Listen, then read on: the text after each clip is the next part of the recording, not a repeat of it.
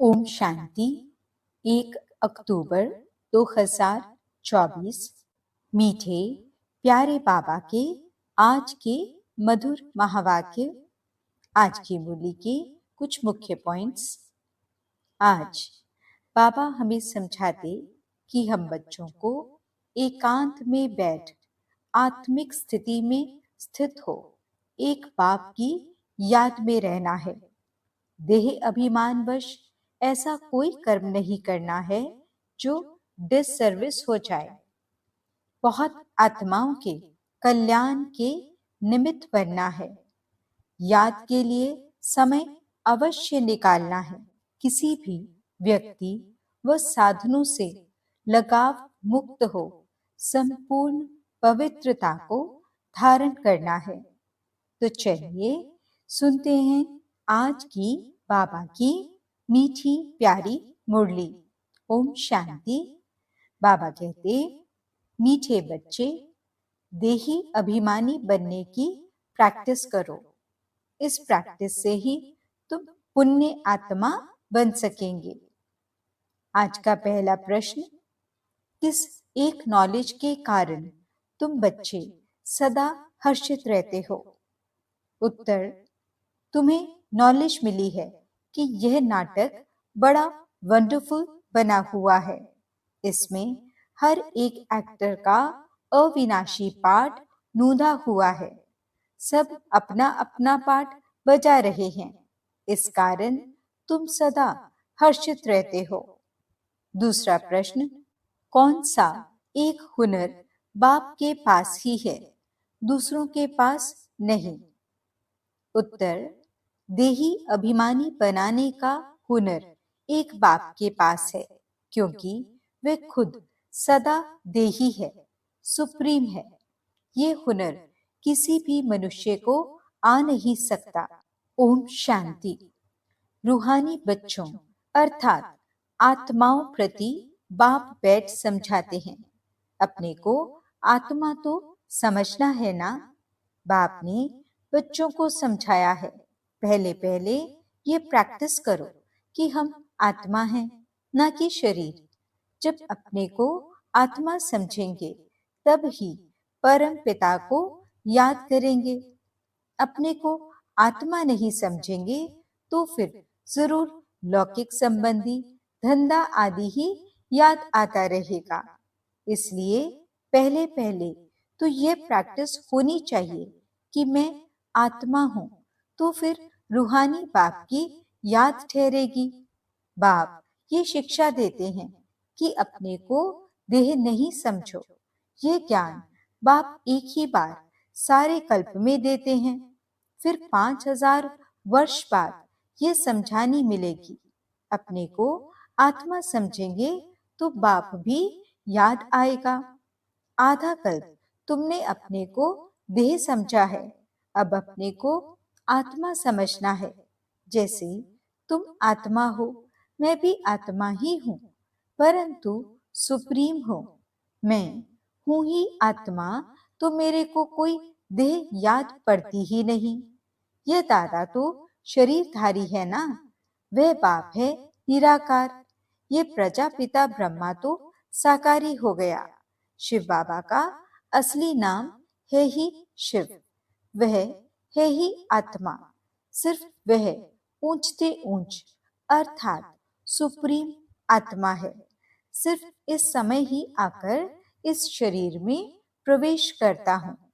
वह कभी देह अभिमानी हो न सके। देह अभिमानी साकारी मनुष्य होते हैं, वह तो है ही निराकार। उनको आकर ये प्रैक्टिस करानी है। कहते हैं, तुम अपने को आत्मा समझो। मैं आत्मा हूँ, आत्मा हूँ।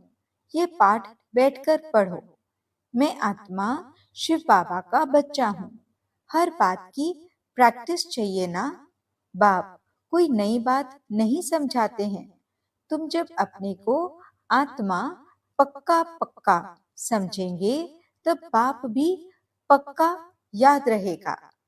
देह अभिमान होगा तो बाप को याद कर नहीं सकेंगे। आधा कल्प तुमको देह का अहंकार रहता है, अभी तुमको सिखाता हूँ कि अपने को आत्मा समझो। सतयुग में ऐसे कोई सिखाता नहीं है कि अपने को आत्मा समझो। शरीर पर नाम तो पड़ता ही है, नहीं तो एक दो को बुलावें कैसे। यहाँ तुमने बाप से जो वर्षा पाया है वही प्रारब्ध वहां पाते हो। बाकी बुलाएंगे तो नाम से ना। श्री कृष्ण भी शरीर का नाम है ना। नाम बिगड़ तो कारोबार आदि चल न सके। ऐसे नहीं कि वहां ये कहेंगे कि अपने को आत्मा समझो। वहां तो आत्म अभिमानी रहते ही हैं। ये प्रैक्टिस तुमको अभी कराई जाती है, क्योंकि पाप बहुत चढ़े हुए हैं।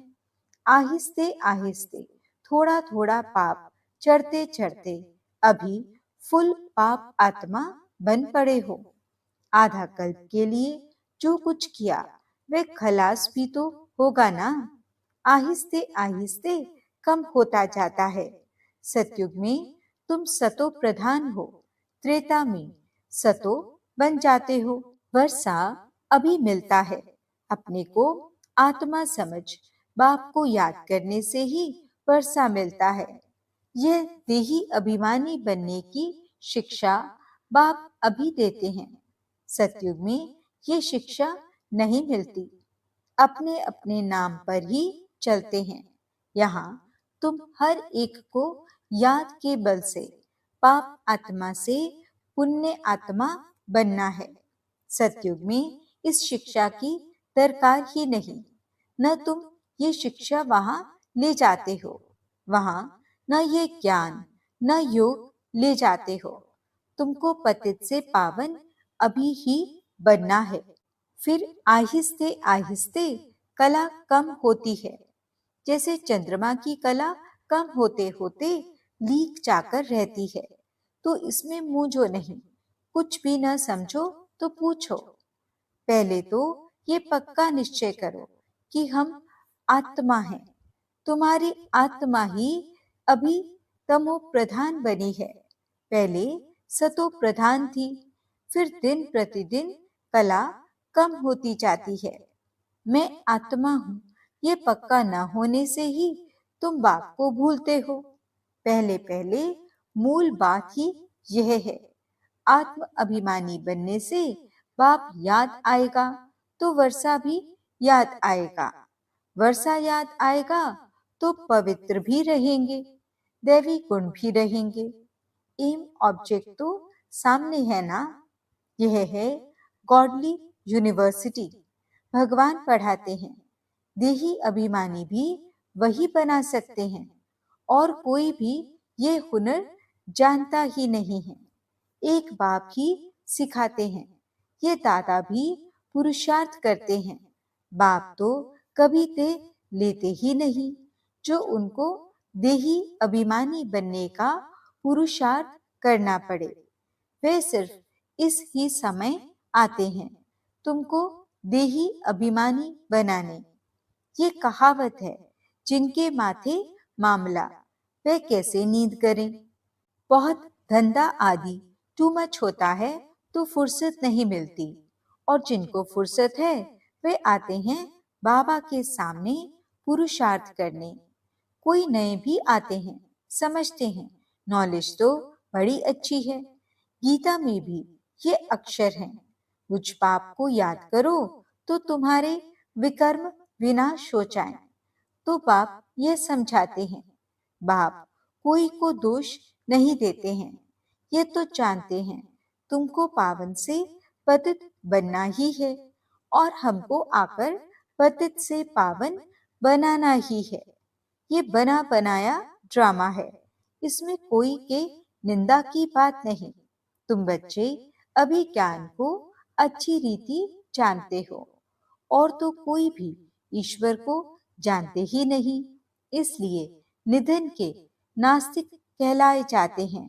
अभी बाप तुम बच्चों को कितना समझदार बनाते हैं।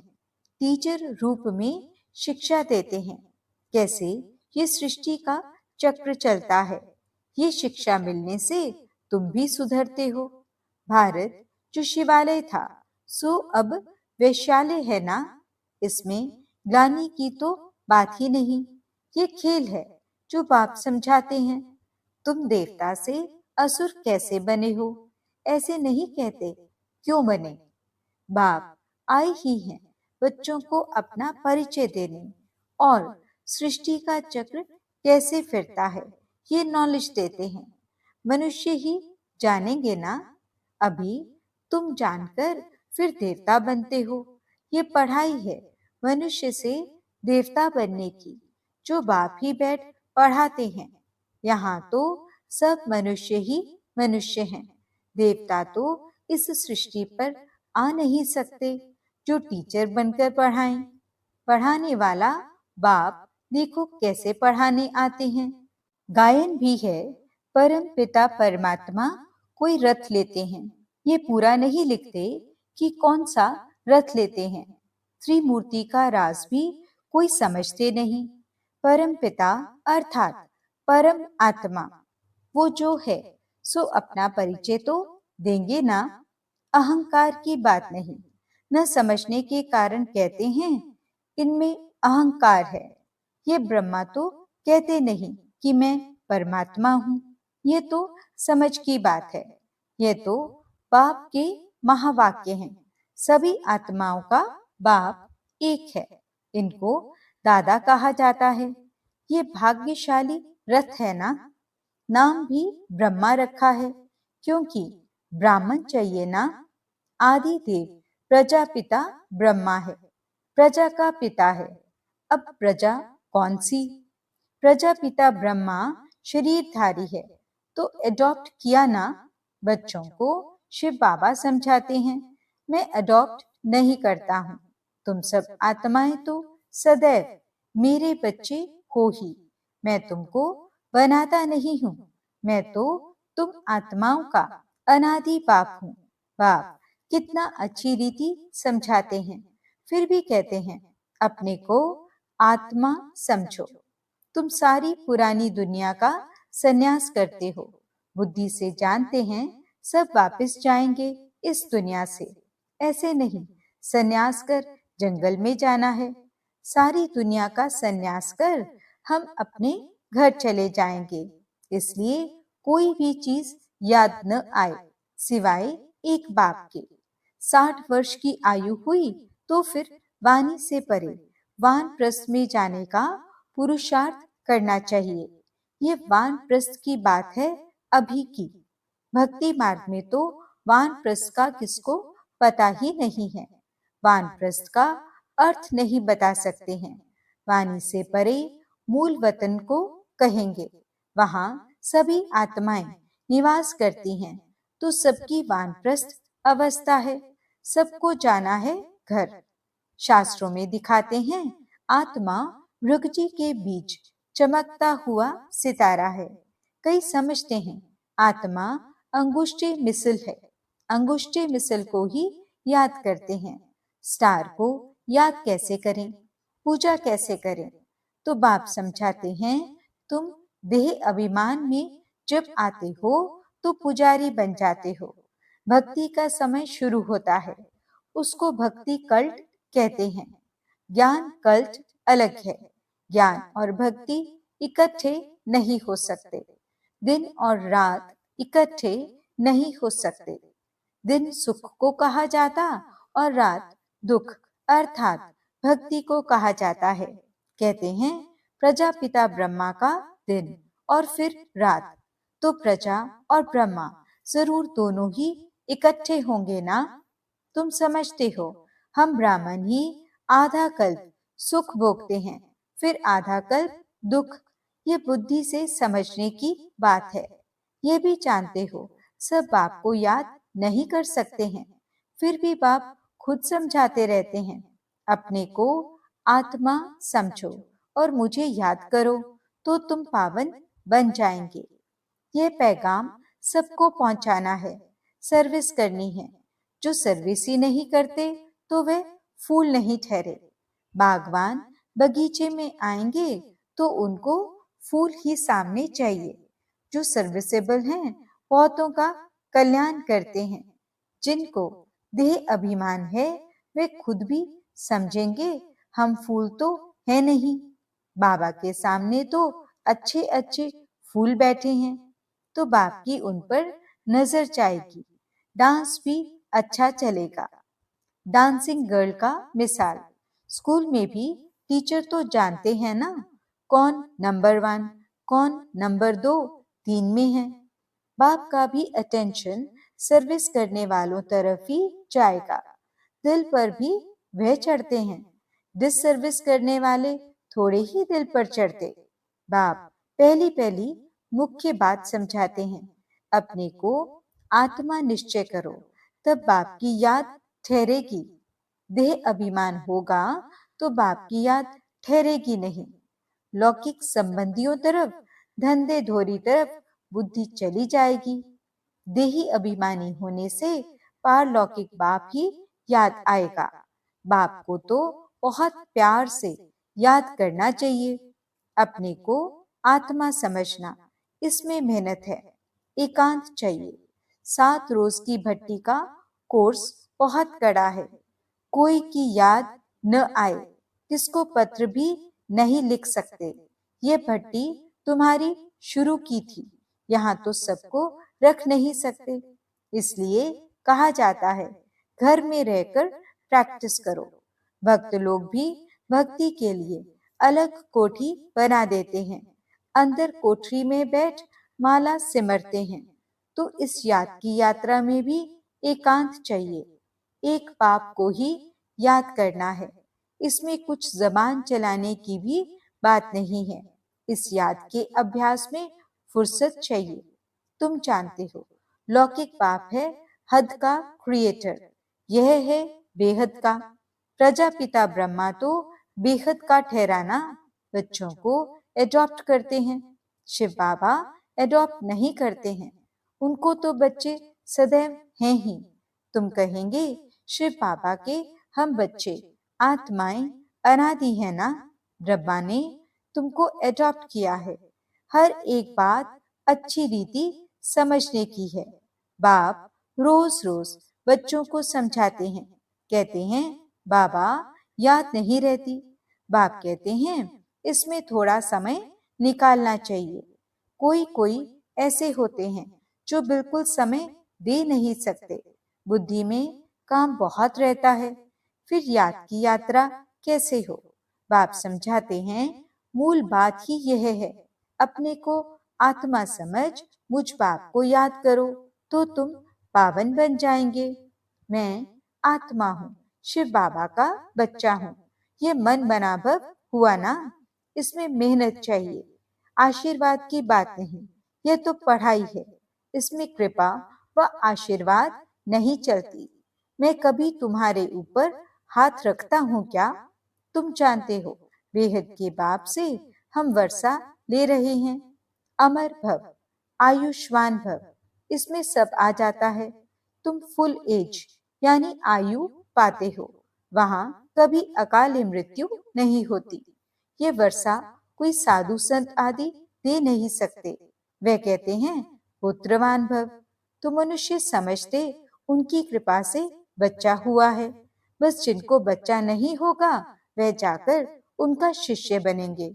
ज्ञान तो एक ही बार मिलता है, यह है अव्यभिचारी ज्ञान, जिसकी आधा कल्प प्रारब्ध चलती है।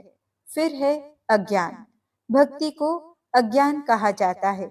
हर एक बात कितना अच्छी रीति समझाई जाती है। अच्छा, मीठे मीठे सिकिलदे बच्चों प्रति माता पिता बाप दादा का याद प्यार और गुड मॉर्निंग। रूहानी बाप की रूहानी बच्चों को नमस्ते।